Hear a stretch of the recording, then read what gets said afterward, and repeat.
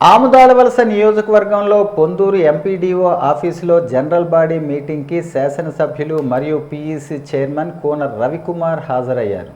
ఈ కార్యక్రమంలో మాజీ ఎంపీపీ కోన ప్రమీల, ఎంపీపీ కిల్లి ఉషారాణి మరియు ఎంపీడీఓ మన్మథరావు, ప్రభుత్వ అధికారులు పాల్గొన్నారు. నాణ్యమైన విద్యను గ్రామీణ స్థాయిలో అందజేయటానికి ప్రభుత్వం తీసుకుంటున్న నిర్ణయాలు ప్రస్తావిస్తూ గవర్నమెంట్ తీసుకున్న అన్ని నిర్ణయాలు అధికారులు ప్రజలకి చేరువ చేయాలని తెలియజేశారు. అన్ని డిపార్ట్మెంట్స్ అధికారులతో రివ్యూ చేశారు. ప్రతి 2 కిలోమీటర్ల పరిధిలో కూడా హై స్కూల్ ఉండాలి. అందుకని చెప్పి యూపీ స్కూల్స్, ఇప్పుడు సపోజ్ మనకి మలకాలో యూపీ స్కూల్ ఉంది 6 తరగతి.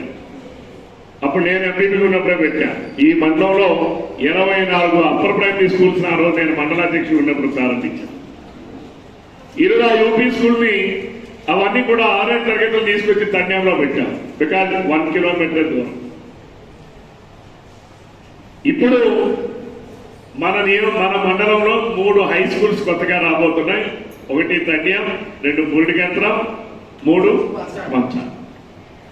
అలాగే కొన్ని ప్రాథమిక పాఠశాలల్ని మోడల్ ప్రైమరీ స్కూల్స్ గా మారుస్తున్నాం. అంటే యూపీ స్కూల్ సంబంధించి తెల్లవలసి ఉంది. అక్కడ 6 తరగతి ఉన్నాయి. వాళ్ళు తీసుకెళ్లి తోలాపులో కలిపాం. అలాగే ధనపురంలో బీఆర్గూడెంలో 6 తరగతులు ఉన్నాయి. వాటిని తీసుకొచ్చి పిల్లల వలసలో కలిపాం. ధర్మపురాన్ని ఈరోజు మోడల్ ప్రైమరీ స్కూల్ గా తయారు చేశాం. ఎందుకు తయారు చేశామంటే బీఆర్గూడెంలో ఉన్నటువంటి వాళ్ళు 3, 4, 5 తరగతులు పిల్లల వలస ఉన్నటువంటి 3, 4, 5 తరగతుల పిల్లల్ని ధర్మపురంలో ఉన్నటువంటి మొత్తం స్ట్రెంత్ తీసుకుంటే 45 కన్నా 45 60 మధ్యలో ఉన్నారు. కాబట్టి ధర్మపురాన్ని మోడల్ ప్రైమరీ అంటే అర్థం ప్రతి ఒక్క తరగతికి ఒక ఉపాధ్యాయుడు ఉంటాడు. అంటే 1వ తరగతి వాడు ఉంటాడు, 2వ తరగతి ఒక ఉపాధ్యాయుడు ఉంటాడు, 3వ తరగతి ఉంటాడు, 4వ తరగతి ఉంటాడు, 5వ తరగతి ఉంటాడు. ఇప్పుడు అనేక పాఠశాలలు ఏమవుతుంది, ఒక ఉపాధ్యాయుడే ఉంటున్నాడు, కానీ 5 తరగతులకు చెప్పాలి. ఇది సాధ్యం కాదు.